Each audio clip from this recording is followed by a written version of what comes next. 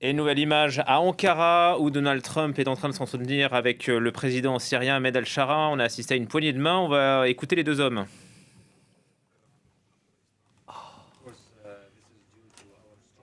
Bien sûr, c'est grâce à notre peuple qui est fort, le peuple syrien dont le président Trump a parlé.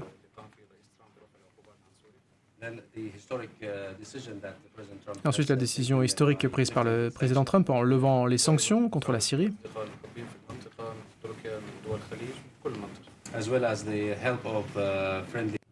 ainsi que l'aide de pays amicaux, c'est-à-dire dans la région, la Turquie ainsi que d'autres alliés.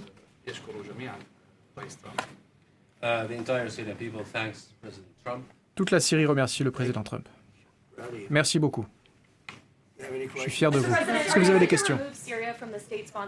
Est-ce que vous allez retirer la Syrie de la liste des États commanditaires du terrorisme? Je pense que oui. Pourquoi je ne le ferai pas? Il a fait du très bon travail.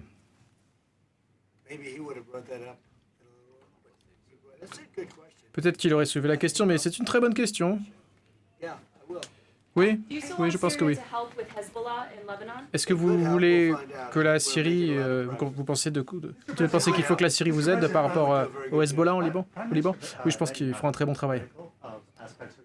Est-ce que le Premier ministre Netanyahou a été critique de votre relation, notamment avec le président Erdogan?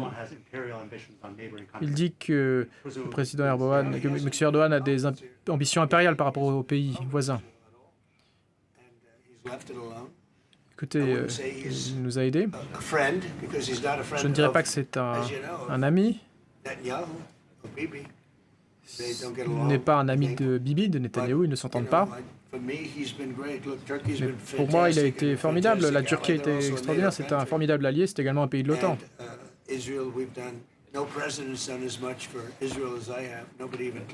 Et aucun autre président n'a fait autant que moi pour Israël. Nous avons fait beaucoup de choses par rapport à Israël, à Jérusalem. Il y a beaucoup de choses que nous avons fait par rapport au plateau du Golan. Nous avons fait énormément de progrès, également au niveau de l'Iran. Nous avons éradiqué leur armée. Ça aurait dû être fait il y a 47 ans. Est-ce que vous pensez d'ailleurs que le Premier ministre Netanyahou devrait être réélu avec l'élection qui approche? Écoutez, ça a été un formidable président en temps de guerre, un formidable Premier ministre.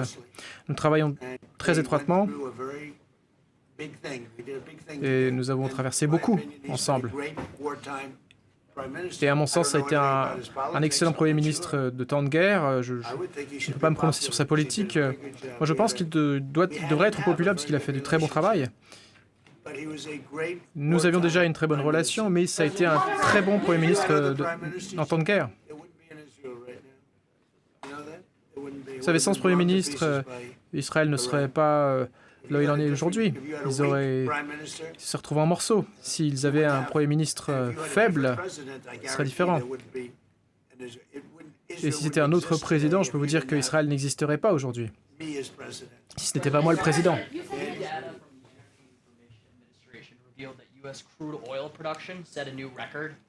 Il a été annoncé que la production de brut américain a établi un nouveau record. Pourquoi est-ce qu'il est important de continuer à atteindre des chiffres aussi élevés à ce moment? Pourquoi est-ce que vous souhaitez maintenir cette trajectoire? C'est ce que nous avons décidé. Ça fait partie de la dénucléarisation de l'Iran. Ils n'auront pas d'armes nucléaires. C'est ce qu'ils avaient accepté, mais ils se sont mal comportés. C'est toujours comme ça. Il y a un problème. Et lorsque nous avons décidé cela, nous pensions que nous allions aller beaucoup plus haut encore. Alors peut-être que nous ferons d'autres choses, peut-être que ça va vraiment augmenter le prix, faire augmenter le prix. Scott, qu'est-ce que vous en pensez? Une production record sous le président Trump lors de son premier mandat. Maintenant, c'est son deuxième mandat. Les États-Unis sont maintenant une superpuissance énergétique. C'est pour ça que nous faisons face à ce conflit beaucoup mieux que d'autres pays. Comme l'a dit Bloomberg, on est dans une situation de saturation sur le marché pétrolier. Et nous pensons qu'avoir du pétrole sécurisé nécessiterait peut-être une prime. Oui, prenez par exemple l'Arabie Saoudite, la Russie, deux grands producteurs pétroliers. Maintenant, on produit 2 fois plus qu'eux. Imaginez un peu, vous prenez la Russie et l'Arabie Saoudite, et nous, on produit plus, et je n'inclus pas le Venezuela. C'est assez épatant. Et tout ça s'est fait sous mes mandats. Nous avions déjà commencé lors du premier mandat. Biden a tout fichu en l'air parce qu'il n'avait aucune idée de ce qu'il fallait faire. Mais nous produisons aujourd'hui plus de pétrole que l'Arabie Saoudite et la Russie, si l'on prend ces 2 pays ensemble. Et quasiment 2 fois plus. Oui, madame. Vous avez dit que traiter avec l'Iran est une perte de temps. Comment est-ce que vous souhaitez retirer les matériaux nucléaires? Écoutez, tout cela est sous terre maintenant. Personne ne pourra y avoir accès. Moi, j'appelle ça de la poussière nucléaire. Cette matière nucléaire est enfouie si profondément sous terre qu'il faudrait des moyens que personne d'autre, à part nous, n'a à sa disposition. Est-ce que vous irez là-bas? Pourquoi est-ce que j'irai là-bas? Je m'y rendrai lorsqu'ils seront complètement éliminés, aucun accord aura été passé. Monsieur le Président, si vous ne commercez plus avec l'Espagne, est-ce que cela signifie qu'il va falloir renégocier les accords commerciaux avec l'Union européenne? Avec qui? Avec l'Union européenne. On va voir ce qui va se passer avec l'Union européenne. Pendant de nombreuses années, ils se sont très mal comportés, ils ont profité de nous. Bon, attendez, nous sommes très proches de ces pays. Et de tout le monde au sein de l'Union européenne. Le problème, c'est qu'ils ont profité des États-Unis, ils nous ont utilisés, tout comme de monsieur, ils ont profité de la Syrie. Monsieur fait revenir la Syrie sur le devant de la scène, et j'ai fait pareil avec les États-Unis. Nous avons la plus grande économie que nous n'avons jamais eue. Il y a 19 000 milliards qui sont actuellement investis dans le pays. Le record, c'était 3 000 milliards sous Biden, et sous l'administration précédente, ils avaient moins de 1 000 milliards. Nous, on est à 19 200 milliards. Vous imaginez? La somme la plus importante jamais investie dans le pays. 19 200 milliards, avec un grand M. Et hier, Toyota a annoncé qu'ils allaient partir du Mexique. Donc ils partent du Mexique pour venir aux États-Unis pour construire ce qui, je pense, sera la plus grande usine automobile du monde, ou à tout le moins dans ce pays. Des questions de politique intérieure. Walmart a annoncé des baisses de prix. Comment ça va se traduire pour les clients américains cet été? Oui, Walmart va... Voilà, question interne maintenant posée à Donald Trump, qui se trouve à côté du président de transition syrien, Ahmed El-Shara, qui avait reçu la veille Emmanuel Macron à Damas. La Syrie est devenue très stable, se félicite Donald Trump. Ahmed El-Shara lui remercie Donald Trump pour cela. Je pense, dit-il, Donald Trump, que je vais retirer la Syrie de la liste des États soutenant le terrorisme. Antoine Mariotti, ça c'est plutôt inattendu? Oui, c'était même inattendu pour Donald Trump, parce qu'il a été surpris par la question. Il a dit « Ah tiens, c'est une très bonne question. Bah oui, après tout, pourquoi je le ferais pas? Il a fait du très bon boulot, mon ami qui est juste à côté. Donc, oui, voilà, je vais le faire. » C'est exactement ce qui se passe. Donc c'est la géopolitique aujourd'hui. Accrochez-vous, messieurs, dames, ça ne fait que commencer. On en a encore pour quelques temps. Donc oui, il y a avec Ahmed Al-Shara, je rappelle qu'il l'avait rencontré une première fois en Arabie Saoudite. C'est Mohamed Ben Salman qui l'avait poussé, donc le prince héritier d'Arabie Saoudite, mais leader de facto de l'Arabie Saoudite, qui l'avait poussé lors d'une visite à Riyad à rencontrer Ahmed Al-Shara, qui venait d'arriver finalement au pouvoir. C'était en avril de 2025, donc de l'année dernière. Il l'avait reçu à la Maison-Blanche, à la fois en grande pompe et en catimini. C'est-à-dire que c'était en marge de l'Assemblée générale de l'ONU en septembre. Il avait été reçu, Ahmed Al-Shara, à New York. Il a même participé à une conférence animée par l'ancien patron de la CIA et David Petraeus, qui était patron de l'armée américaine en Irak, quand Ahmed Al-Shara était prisonnier de l'armée américaine en Irak dans les années 2000. Donc c'était assez marrant de voir les deux côte à côte quand même et dialoguer. Ahmed Al-Shara, je le rappelle, ayant été le chef d'Al-Qaïda en Irak. Et Donald Trump l'avait reçu ensuite à la Maison-Blanche sans caméra. Il y avait eu quelques photos. Il y avait simplement un membre d'une des deux équipes qui avait filmé les deux hommes échanger. Et là, on voyait Donald Trump dire parce que pareil, il aime bien les hommes forts, comme vous le disiez tout à l'heure, donc Erdogan, dont il dit du bien, et Ahmed al-Shara, c'est pareil, c'est un homme fort, ça doit être un ancien ennemi des États-Unis qui avait mis sa tête à prix 10 millions de dollars, et là, il lui a sorti le parfum Trump tout doré, en l'aspergeant Ahmed al-Shara de parfum, et en disant, tenez, ça c'est pour vous, ça c'est pour votre femme. Oh, vous avez combien de femmes d'ailleurs? L'autre dit, bah une seule. Dit, oh, avec vous, on sait jamais, messieurs. Donc ouais, c'est un peu ça le dialogue avec al-Shara, et qui essaye de faire lever toutes les sanctions qui existent encore sur la Syrie. Emmanuel Macron, sanctions levées par les Américains pour l'instant, pas pour les Européens. Oui, en partie en tout cas. Et Emmanuel Macron a dit hier à Damas qu'il essayait de pousser les partenaires américains compris à lever la totalité des sanctions qui pèsent encore sur Damas. Et puis au-delà des sanctions, il y a un peu tout à reconstruire en Syrie pour que ça puisse fonctionner, c'est-à-dire le système du crédit, le système bancaire, pour que tout ça puisse être fiable aussi. Je rappelle qu'Ahmed al-Shara, bon, alors qu'on l'aime ou qu'on l'aime pas, mais quand il est arrivé au pouvoir, il a récupéré un pays complètement en ruine où 90% de la population vivait sous le seuil de pauvreté, avec des divisions confessionnelles extrêmement importantes, avec des défis majeurs. Quand Donald Trump dit à l'instant que la Syrie est très stable, il y a quand même eu un double attentat hier pendant la visite d'Emmanuel Macron. Et un attentat jeudi dernier. Et jeudi dernier avec 9 morts, 18 blessés hier. Donc on n'est pas non plus dans une stabilité, même si on n'est plus dans la guerre civile et qu'on est plutôt sur une pente, une dynamique positive, disons, même si, je pense, il est prudent de ne pas oublier le passé. Et sur un aspect plus géopolitique, Donald Trump pousse Ahmed al-Shara à venir s'ingérer dans les affaires du Liban, puisque pour lui, la Syrie peut désarmer le Hezbollah libanais. Alors écoutez, la grande question du Hezbollah libanais.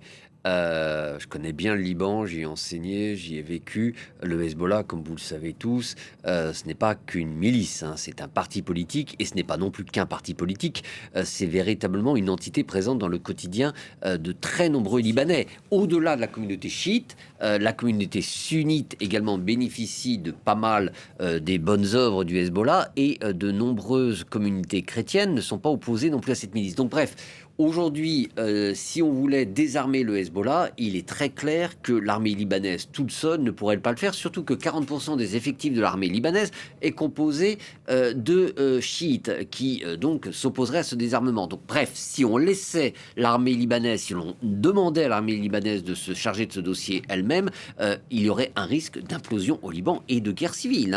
Potentiellement, la guerre civile pourrait redémarrer. Bref, donc pour désarmer le Hezbollah, seule une concertation, une alliance internationale d'Européens, d'Américains, je ne sais trop qui ou quoi, pourrait réussir à cela. Néanmoins, on sait très bien qu'aucun soldat européen ne se verra confier cette tâche, les grandes puissances européennes et américaines ne voulant pas risquer la vie de leurs soldats. Donc, est-ce que la Syrie pourrait avoir son mot à dire? Alors, les relations entre la Syrie et le Liban sont quand même, je t'aime moi non plus. N'oublions pas quand même que jusqu'au début des années 2000, jusqu'en 2003, 2004, la Syrie occupait quand même encore une partie du Liban. Néanmoins, cela pourrait être une solution. La Syrie prétend main forte à l'armée libanaise, puisqu'aucune armée occidentale n'acceptera de le faire. On pourrait imaginer que cela pourrait être une solution pour désarmer le Hezbollah, mais cela entraînerait de toute façon un conflit qui pourrait résulter en une guerre civile. Donc, je n'y crois pas trop, mais ce n'est pas une solution si idiote que ça.